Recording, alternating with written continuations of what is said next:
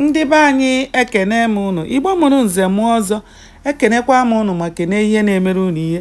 Anyị ka nọkwa n'akwụkwọ a bụ ihe onye metara. Cheta na ebe anyị kwụsịrị bụ ebe o kwuru na ọ bụrụkwanụ na ha were obi umeala gwa ha eziokwu, ha ewerekwa nwayọọ tụlee ihe ha na ndị ụmụ nka ga-eje ma ha bịaghachi echi.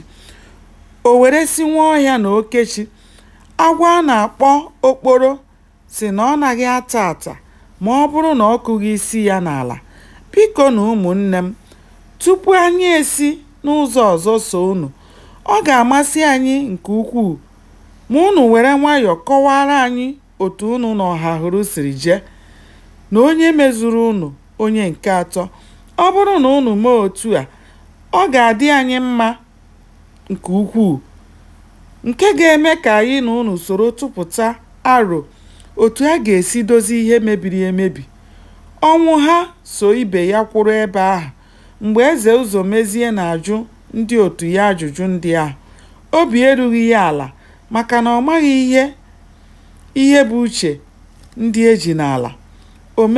O mechaa were obi dị mkpa gwa onwe ya na ihe ọbụla ọ hụrụ o were, n'ihi na ọ bụrụ na isi nwoke adaghị n'ala, okoro n'elu.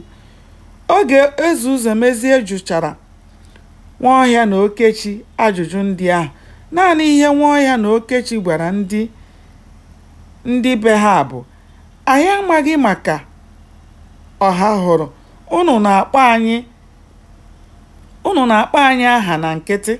Eze Ụzọmezie wee kelee ha maka ihe ha zara, wee baa na be ya, chịpụta ogologo ụda 4 na mkpụrụ aṅa 8 zuru oke, wụsa ha n'ọgbọ. Ọ kpọpụtara dimkpa 6 obi gafere azụ si ha were ụda ahụ kekọọ ha aka na ọkpa abụọ ọnụ n'otu n'otu. Mgbe a na-eke ha ụdọ ndị ahụ, ha nọ na-ele naanị n'anya, n'ihi na Nsikọsị na ọ ga-anọ ndụ mara ihe elere ya n'ahịa.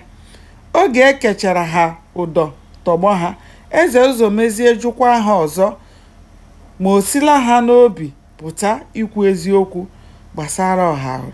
Ha sị ya na ọ dịghị ihe ha maara ha ga-ekwu ọzọ, n'ihi na ọ dịghị ihe ọbụla ha maara maka ya. Ọ sị ha kọwara ndị ala ukwu onye ahụ ha gburu ụbọchị afọ gara aga. Ha gọkwara agụgọ na ọ dịghị onye ha metụrụ aka ụbọchị ahụ. Gbanịa na-esonyere m ka anyị chọpụta ihe mere n'ime akwụkwọ a. Ndeewo, ka o mesịa.